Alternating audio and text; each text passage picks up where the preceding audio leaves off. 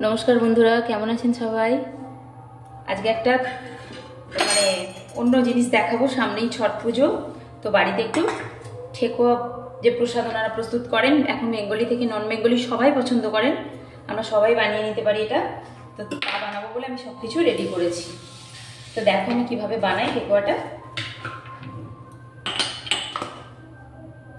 আমি এটা আটা দিয়ে বানাবো, আপনারা চাইলে আটা ময়দা মিক্সড করে বানাতে পারেন, কিন্তু আমি এটা পুরোপুরি আটাতে বানাবো, ময়দাটা ব্যবহার করব না।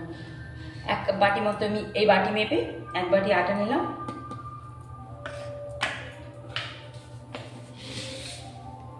আর আমি এটা চিনি দিয়ে বানাবো না, আমি গুড় দিয়ে বানাবো। আর এখানে দেব নারকেল কোড়া। তো আমি এটা আমার শুকনো নারকেল কোড়া নেই, আমি আমার বাড়িতেই নারকেল ছিল, আমি সেটাকে ভালো করে কুড়িয়ে নিয়েছি একদম গুঁড়ো গুঁড়ো করে। তো এই 1 কাপ নারকেল কোড়া দেব, আর দেব 1 চামচ মৌরি। আর আমি এখানে দেব গুড়, আখের গুড় আছে, আমি এখানে গুড়টা একটা মাপ মতো আমি এখানে দিচ্ছি। এই বাটি মেপেও দিতে পারেন আপনারা, 1 বাটি মতো, কি তাতে গুড়ের মিষ্টিটা একটু বেশি থাকে তো একটু কম করে দিলেই হবে, যেরকম মিষ্টি খাবেন সেই মতো মিষ্টিটা দিতে হবে। গুড়টা শেষে দেব। দেখেন আমি ঘিটা দিতে হবে, একটু বেশি করে ঘি দিলে তবে টেস্টটা ভালো হবে। আমি এখানে 3 চামচ মতো ঘি দিয়ে দিয়েছি। দিয়ে এবার আমি গুড়টা দিয়ে দিচ্ছি এর মধ্যে। গুড় দিলে কালারটাও একটু অন্যরকম আসবে। দিয়ে সবটা ভালো করে মিক্সড করে নেব।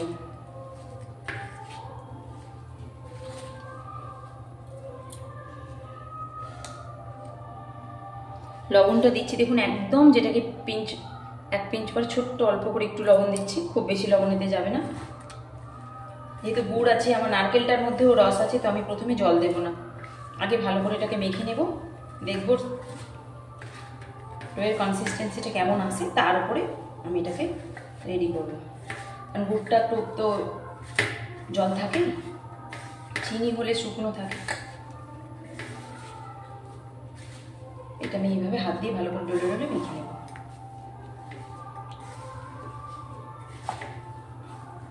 বাড়িতে থাকা উপকরণ দিয়ে বানানো যাবে, জিনিসটা ভালো। নন বেঙ্গলিদের উৎসব বলে আমরা কি আর খাবো না, তো আমরা একটু বানিয়ে দেখি বাড়িতে কেমন হয়।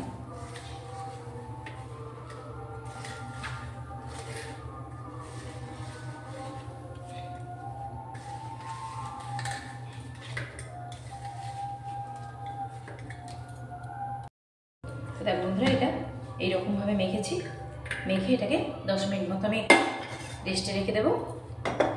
দিয়ে তারপরে 10 মিনিট পরে ফিরে এসে দেখ বন্ধুরা, 10 মিনিট পরে ফিরে এসেছি, খুলছি এবার। তাহলে এরকম হয়েছে, এখান থেকে একটু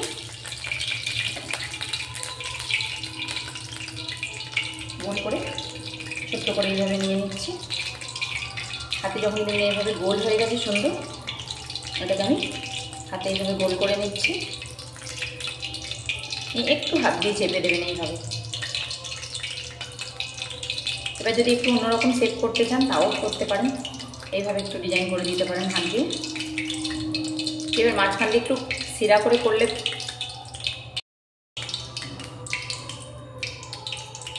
দেখুন, আমার কাছে তো টুথপিকটা নেই, টুথপিক থাকলে ভালো হতো। আমি সোজাসুজি একটু এইভাবে ডিপ করে দাগ দিয়ে দিচ্ছি, কারণ ভাজা হওয়ার পরে আর দাগটা নাহলে দেখা যাবে। সাইডগুলো একটু পাতা সিরার মতো আমি করে দিচ্ছি এইভাবে। এইভাবে একটু করে দেবেন, তো এটা দেখতে পান ছাঁচ থাকে অনেক সময়। এই সময় যেহেতু ছট পুজো খুব কাছাকাছি, তো আপনারা ছাঁচটাও বাজারে অ্যাভেলেবেল পাবেন, ছাঁচে ফেলে করলেও খুব সুন্দর হবে। আমি এইভাবে সবগুলো বানিয়ে নেব। এটা গুঁড়ে হওয়ার জন্য সাইডটা কিন্তু কম ফেটে যাচ্ছে এবং আরও কালারটা খুব সুন্দর এসছে। ঠেকুয়ার যে অরিজিনাল কালারটা যেন গুঁড়ে আমার মনে হয় খুব ভালো আসে সেটা। এইভাবে পাতার মতো একটু দাগ করে দেবেন, দিলে দেখতে ভালো লাগবে জিনিসটা। এইভাবে একটু শেপ দিয়ে নিলে পরপর আমি এগুলো সমস্ত বানিয়ে নিচ্ছি এখানে। তো দেখো বন্ধুরা, আমি সমস্ত ঠেকুয়াগুলো কত সুন্দরভাবে বানিয়ে নিয়েছি। দেখে মনে হচ্ছে ছাঁচ ছাড়া বানিয়েছি, হাতেই আমি পুরো করেছি। তো চলো বন্ধুরা, এখানে একটা পাত্রে আমি তেল বসিয়ে দিয়েছি, এগুলো আস্তে আস্তে ফ্রাই করে নেব। ধীরে ধীরে আমি দিয়ে দিচ্ছি এইভাবে।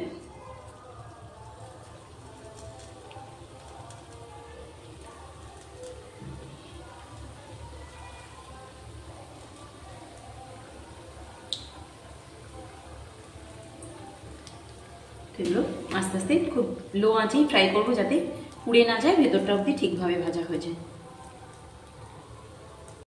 দেখো বন্ধুরা, আর একটা পিঠ কত সুন্দর করে কালার নিয়ে নিয়েছি। আমি চামচ দিয়ে আস্তে আস্তে উল্টে দেবো। এটা খুন্তি বা ছান্তাতে উল্টাতে গেলে গাটা একটু ফুগলে যেতে পারে, তার জন্য আমি এইভাবে চামচ দিয়ে আটা চামচ দিয়েও করতে পারেন। এভাবে কালারটা এসে গেলে দু পিঠ এইভাবে ভাজা হয়ে গেলেই ব্যাস রেডি হয়ে যাবে ঠিকভাবে।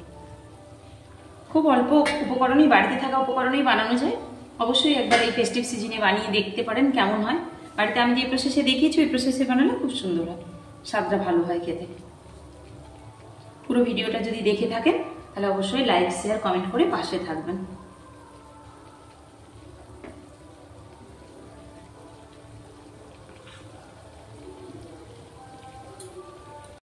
দেখো বন্ধুরা, দুটো পিঠ খুব সুন্দরভাবে কালার নিয়ে নিয়েছে একদম। এভাবে ধীরে ধীরে করতে হবে, কি একদম জোর দেওয়া যাবে না। যেহেতু গুড় আছে বলে তাড়াতাড়ি কালারটা নিয়ে নিয়েছে। আর একটু ফ্রাই হবে, এখন একটু ভেতরটা নরম রয়ে গেছে এখনো।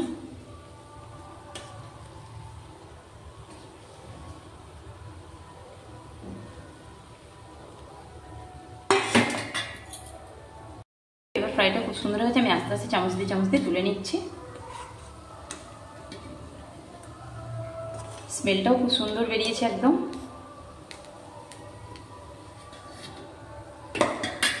বাকি যেগুলো আছে আস্তে আস্তে এইভাবে ভেজে নেব।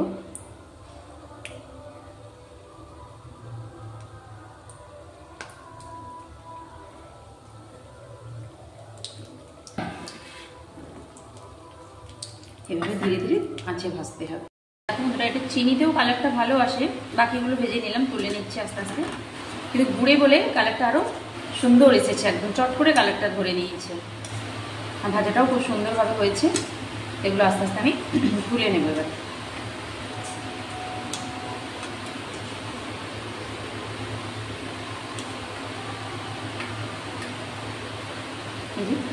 এবার এগুলো রেডি করে নিই, তারপরে সার্ভিং প্লেটে দিয়ে দিই।